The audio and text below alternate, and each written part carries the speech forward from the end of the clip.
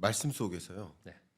사실 우리 이야기가 벌써 30분 넘게 쭉 진행되고 있는데 초반에 말씀하셨던 그 표현이 이제 3D 더하기 1D 해서 4D까지 이야기를 했었습니다. 네. 이제 하나가 디플레이션, 또 depth, 그리고 세 번째가 데모그래픽. 예. 그래서 이 세 가지 위협에 노출되어 있고, 근데 딥시크라는 하나의 또 이런 상황을 바꿀 만한 또 다른 변수가 또 찾아온 것도 사실이다. 제가 어떻게 하면 5D를 만들까 저 이렇게 고민하고 있었거든요. 예, 예. 만들었습니다. 역시. 드래곤입니다. 아, 그러니까 중국을 상징하는 네. 소위 6대 빅테크 기업. 네. 그러니까 미국을 상징하는 7대 네, M7. 네. M7이 있다면 역시 드래곤 6가 있다. 네. D6가 있다. 네. 그래서 이 다섯 번째 D, 5D 했을 때 다섯 번째 D가 D6 이렇게. 저도 그 말씀 들으면서 역시 이제 정리 잘 해주셨는데 이 드래곤이 지금 스몰 드래곤이에요. 그렇죠. 예, 그리고 이제 큰 이제 드래곤들이 많죠. 네. BAT라고 이제 시작되는 그 친구들은 여전히 활성화되어 있고 여전히 굉장히 뭐라 그럴까 액팅하고 있어요. 네. 그런 상황에서 얘들을 갖다가 이제 거룡이라고 표현합니다. 네. 중국어로는 쥐룽이라고 그래서 표현을 하고 얘들은 샤오룽이에요. 이소룡 할 때 소룡. 근데 지금은 지역별로 소룡들이 나타나고 있어요. 그래서 션전에 6 스몰 드래곤이 나오고 베이징에는 좀 타이거라는 애들이 나오기 시작했어요. 그러니까 앞으로 이제 이게 저희가 말장난 같긴 하지만 D가 계속 나오는데 D가 복제양처럼 나올 겁니다. 근데 거기서 제일 중요한 거는 제가 볼 때는 그 에코시스템이에요. 그러니까 이것들이 나오는 게 돌연변이가 하나 퍽 튀어나온 거면 우리는 그것을 갖다가 뭐 쉽게 생각해도 되는데 이게 돌연변이가 아니에요. 예. 생태계 속에서 그냥 싹이 하나 먼저 나온 거고 그 싹이 지금 빛이 이렇게 비치니까 옆으로도 이렇게 밝아지고 있는 그런 느낌. 저는 그게 두렵고 그게 또 설렙니다. 네. 투자하는 사람들 입장에서는 설레야죠. 그렇죠. 그렇죠. 예. 근데 한국 경제 입장에서는 두렵지만 그렇죠. 투자자 입장에서는 또 설레일 수 있고. 우리가 미국에 M7이 나왔을 때 그게 두렵다고 생각하는 분은 별로 없었을 거예요. 그냥 그거 가져와서 쓰면 돼. 네. 이게 이제 우리가 미국에 대한 인식이라 그러면 중국에서 나오면 두려워하는 거는 그건 다른 이유가 있죠. 체제가 다르고 또 우리랑은 또 뭐 관계가 북한하고 어쩌고 저쩌고. 근데 그럴 때 이제 이념과 체제 다 들어가고 다 좋은데 돈에는 이념도 없고 체제도 없다고 보면 어떻게 접근해야 될지에 대한 문제는 교수님 말씀하신 대로 다른 D가 또 나오고 저는 이제 그걸 갖다 다른 데서는 다르게 표현했어요. 그러니까 DS가 나왔는데 저는 앞으로 AS, BS, CS, ZS까지 나올 거다. 그렇게 얘기했거든요. 교수님께서 오늘은 이제 D로 이제 딱 정리를 해주셔서 저도 감사한데 그런 D들이 말씀드린 대로 곳곳에서 스몰 D 지금 어디입니까? 우시라고 해서 허페이라고 하고 그런 쪽에서도 자기도 D라고 막 떠드는 왜냐하면 아까 말씀드린 대로 지방 관원들의 KPI는 그런 애들을 갖다 이제 키우는 쪽으로 돌아섰거든요. 걔들이 만드는 GDP가 아니라 걔들이 나와서 어떤 그러니까 항주는 지금 아마 항주의 당석이나 시장은 지금 더 큰 꿈을 꾸고 있을 겁니다. 우리로 말하면 대통령이 되겠다는 꿈을 꿀 수도 있겠죠. 근데 그거는 그들의 문제인 거고 그 항저우라는 에코시스템이 만들어진 거는 제가 볼 때 알리바바예요. 그것이 마윈이 이번에 뭐라 그러죠? 돌아왔다 이걸 이제 컴백을 할 수 있었던 그런 계기가 된 거라고 봅니다. 항주에서 마윈이 만들었고 그 뒤에 핀두오두오 템으로 우리가 폄하를 하긴 하지만 핀두오두오 PDD도 항저우에 있거든요. 그 항주는 소프트웨어의 기지입니다. 그리고 미국의 실리콘밸리를 대체할 만한 이제 중국의 실리콘밸리가 되겠다고 하지만 지금은 중국의 항저우가 되겠다고 얘기를 해요. 이제 실리콘밸리 얘기 안 합니다. 그 정도로 그들이 이제 좀 자신 있게 얘기하는 거 우리가 볼 때는 좀 너무 앞서가고 오바 아니야 할 수 있겠지만 어차피 체인 브레이킹을 준비하고 있는 과정에서 보면 그렇게 생각하는 것도 뭐 자기 도취 자기 합리화하는 것 같아요. 그래서 항주에 나와 있는 에코시스템이 복제가 돼서 신천은 아시지만 허베이도 있고 DJI도 있고 큰 기업들 하지만 얘들은 헤비 에셋이고 항저우는 라이트 에셋이고 북경은 다 섞여 있어요. 상하이도 그렇고요. 근데 항저우 같은 그런 어떤 민관 합동, 산학 합동 이런 부분은 아마 계속 그쪽에서도 리서치가 되고 할 겁니다. 재밌는 그런 모습들이 연출이 되고 있기 때문에 저는 중국에 대해서 계속 제가 지금 이렇게 설명드리는 게 그냥 숫자에 매몰돼서 체제에 매몰돼서 그렇게 하는 거는 다른 분들이 많이 하실 것 같고 네. 저는 그쪽에서 사실 뭐 제가 이 전화에도 중국 친구들 전화가 훨씬 더 많고 뭐 그런 부분을 가지고 저도 매일매일 배워가는 그런 과정에 있습니다. 저는 중국의 소위 용이 복제되어 나온다라는 그 말씀이 너무 저는 체감적으로 그러니까 제가 어제 입국했기 때문에 네. 너무 체감하고 왔거든요. 그러니까 그 정말 어마어마한 그 MWC 전시관 현장에서 예.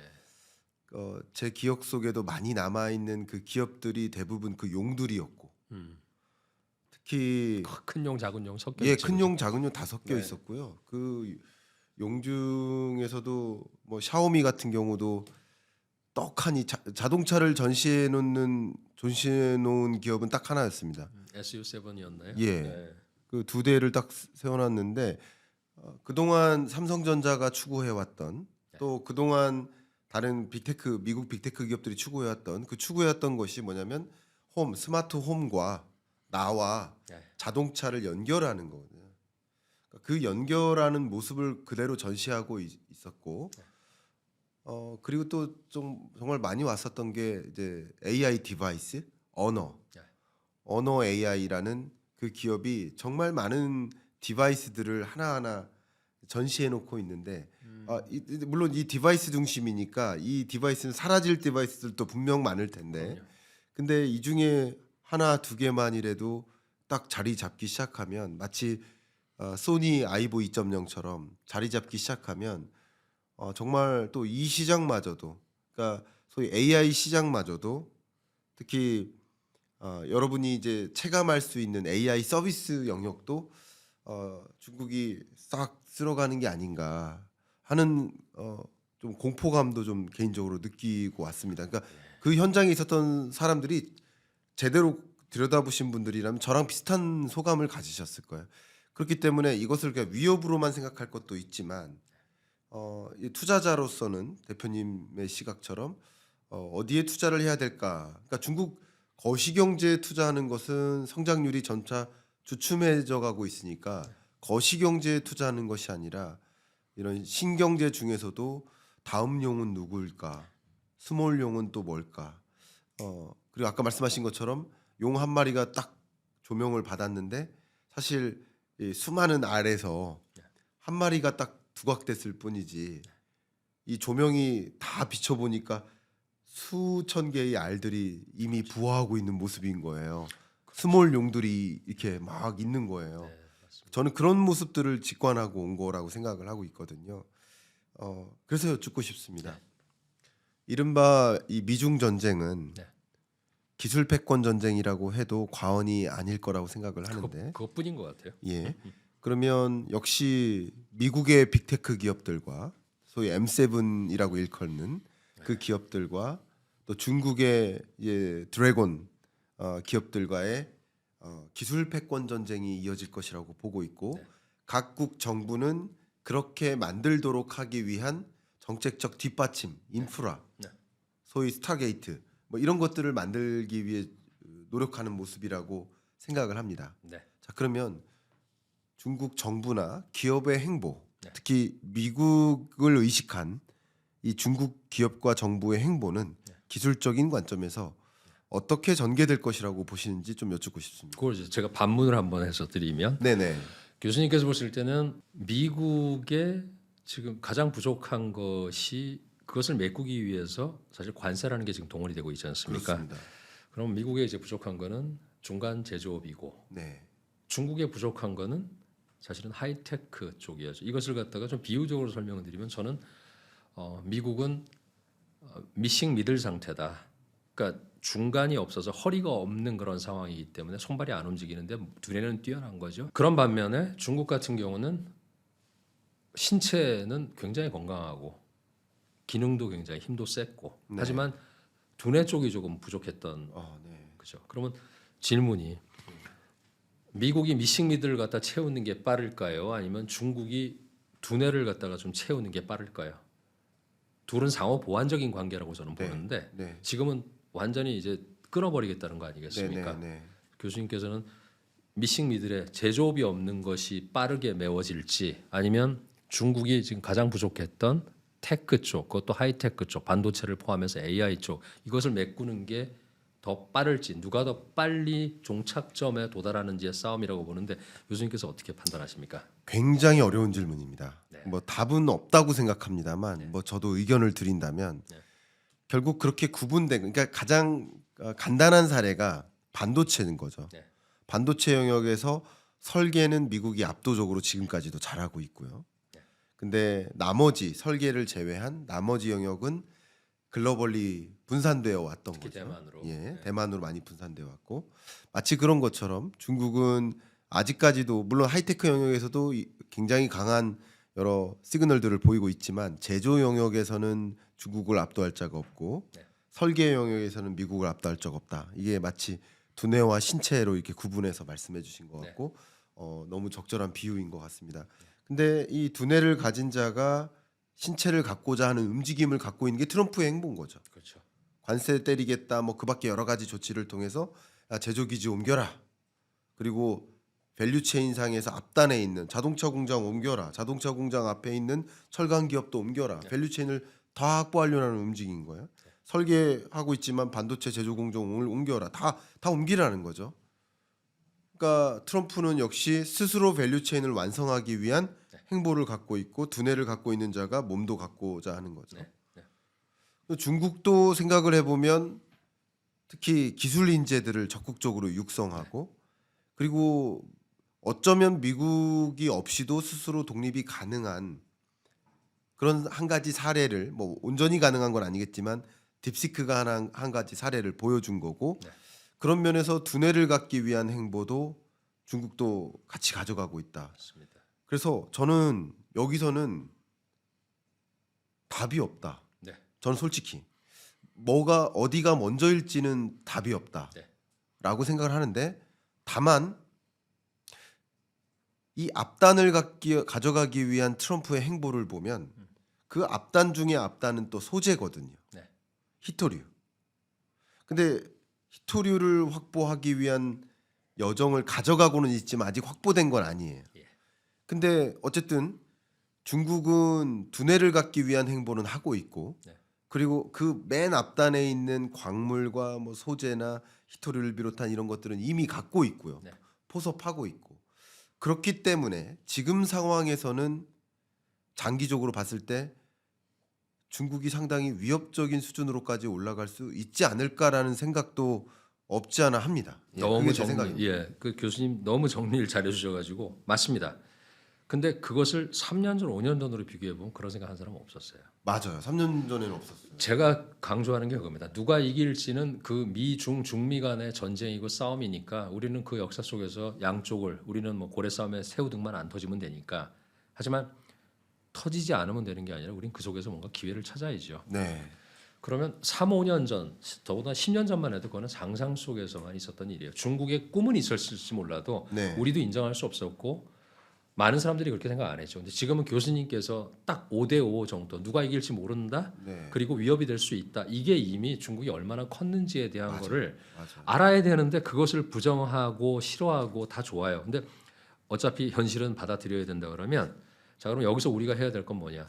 미국의 미싱 미들 상태를 해소하는 것과 중국이 지금 부족한 브레인 자체 로봇으로 표현하면은 이제 이 대뇌 소뇌는 미국이 가지고 있지만은 몸통 만들고 배터리 만드는 거는 중국이 다 가지고 있거든요. 네.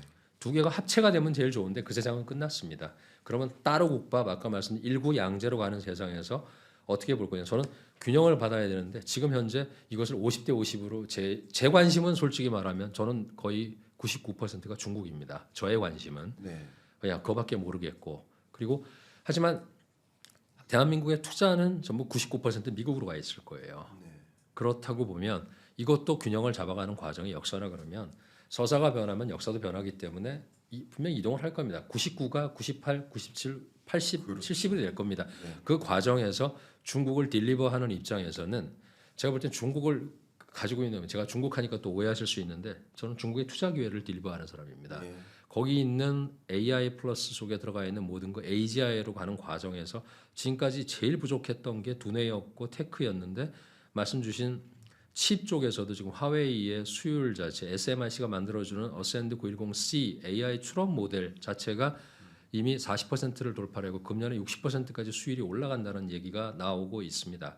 제 얘기가 아니고 시장에서 들을 때 38이었는데 제가 여기 와서 얘기하고 나서 나중에 보니까 파이낸셜 타임즈에서 40% 돌파했다고 얘기가 나왔어요.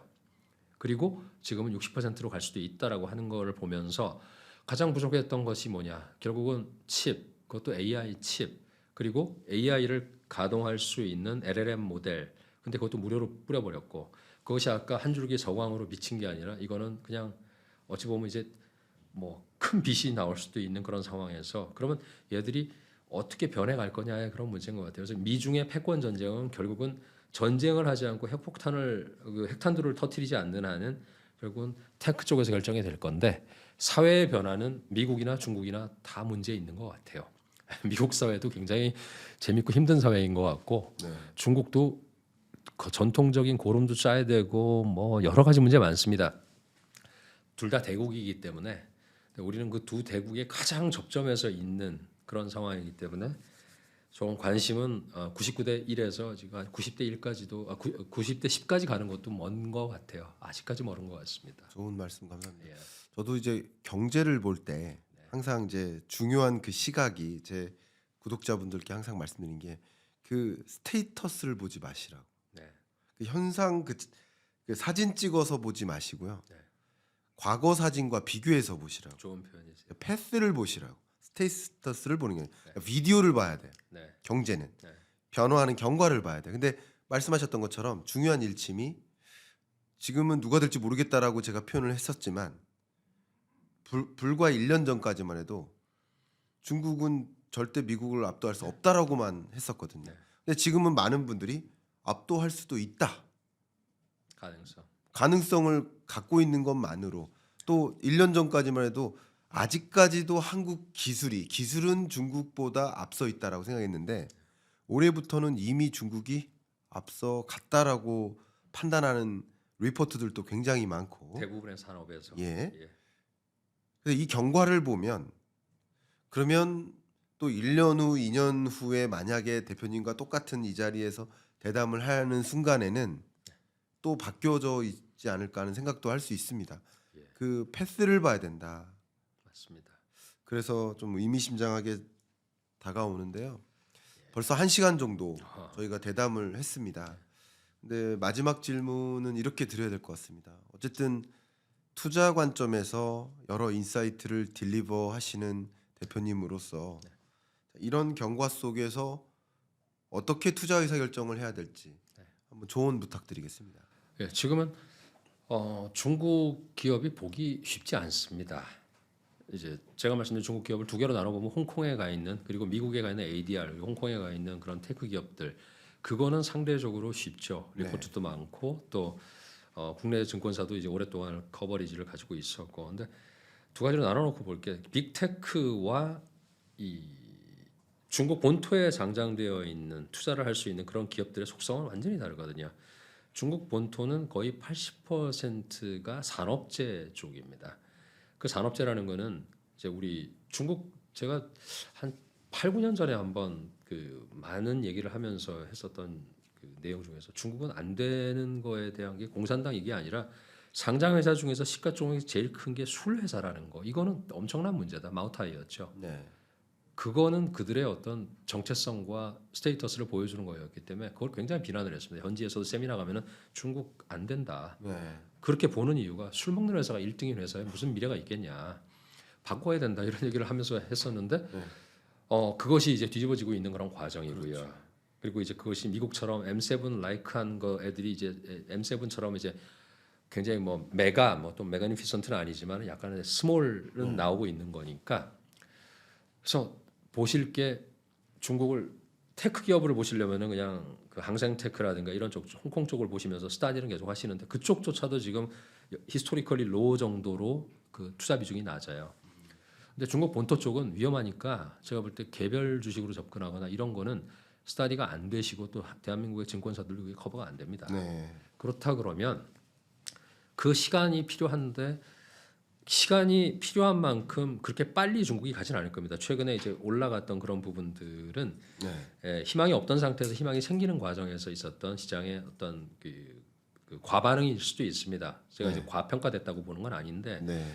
그렇다고 나눠놓고 보실 때 산업재, 특히 로봇에 들어가는 이런 것들에 대한 스터디가 쉽지 않으니까 공부 열심히 하셔야 되는데 그 전에 하실 것이 중국에 대한 인식을 조금은 더 객관적으로 보실 필요가 있다. 그것이 투자의 출발점인 것 같고 감정 빼고 보셔야 됩니다. 저도 그쪽에서 있으면서 있다 보니까 바이어스가 생길까봐 제가 항상 두려워하고 걱정을 하는데 제 관심은 아까 말씀드린 99%를 그쪽에 제 시간과 노력을 들이고 있지만 항상 뒷단을 남겨놓죠. 이게 과연 내가 거기서 있는 착시가 아닐까? 나는 그냥 얘하고 사랑에 빠진 건 아닐까? 뭐 이런 생각을 하고 있는데 지금까지 제가 느끼는 거는 아닙니다. 저는 먼저 보고 있는 느낌이 들고 그것이 이번에 양회에서도 또 행간에서 드러나고 있고 그렇기 때문에 이것은 이제는 넓이를 가져갈 문제가 아니라 깊이를 가져가야 되는 그런 문제인데 뭐 계속 기회가 되면은 교수님 채널에 나와서 계속 딜리버 드리면 좋겠고 말씀드리고 또 저도 이제 많이 배우고 인사이트 받으면 좋겠고요. 그래서 좀 감정 빼고 무게 빼고 사시 빼고 정확하게 직실하시는데 현미경처럼 보기는 어렵습니다. 하지만 그냥 나안을 가지고 보는 정도는 보셔야 되는 거지 망원경도 보기 싫어가지고 안 보는 그런 상황이었거든요. 그래서 제발 그런 부분은 조금 이제 시장도 그렇고 우리 자본시장도 그렇고 또 교수님께서도 객관적으로 더 많이 전달을 해주시면 좋겠다 그런 말씀드립니다. 너무 훌륭한 조언 주셔서 감사하고요. 사시 빼고 객관적으로 봤으면 좋겠다. 네, 너무 와닿는 말씀이고 특히 즉시해야 되는데 또 우리나라에서는 정치적으로 중국을 이제 평가를 해요. 또 그런 것들도 좀 아쉽습니다. 예, 우리는 중국을 바라보고 중국의 움직임에서 기업들은 또 우리 정부는 어떻게 대응할지를 또 정확하게 고민을 해야 되고 그러기 위해서는 정확하게 중국의 행보를 즉시할 필요가 있는 것이고 또 투자자라고 하신다면 투자자 관점에서도 어떤 개인적인 사견을 갖고 이렇게 보시기보다는 중국의 모습을 좀 즉시하기 위해 노력을 해야 되지 않을까. 오늘 나와주셔서 저도 미처 생각하지 못했었던 그런 부분들을 즉시하는 데 좀 도움이 됐었습니다. 저도 많이 배웠습니다. 감사하고요. 오늘 경인남과 토론합시다 처음 출연해 주셨는데 신영관 대표님께서 또 직접 운영하시는 유튜브 채널이 있습니다. 이 고정 댓글에 상단에 제가 링크를 같이 남겨드릴 테니까 더 구체적으로 중국 투자 전략 스타디 하고 싶으시다 하시면 채널에 들어가셔서 더 구체적인 사항 또 많이 들여다보시길 추천드리고요. 신영관 대표님께 마지막으로 소감 말씀 여쭙고 마무리할까 합니다.